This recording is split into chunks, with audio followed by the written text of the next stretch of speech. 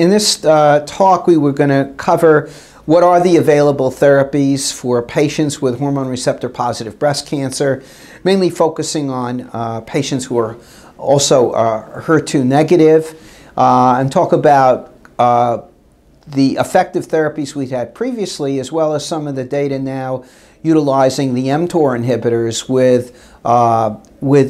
specifically the aromatase inhibitor, specifically actually most of the data on exemestane, and how that's proven to be, I think, a major advance in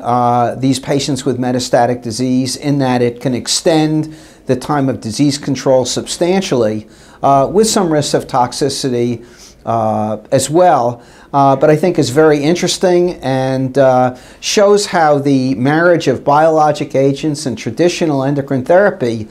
can work together possibly for much better outcomes. So I think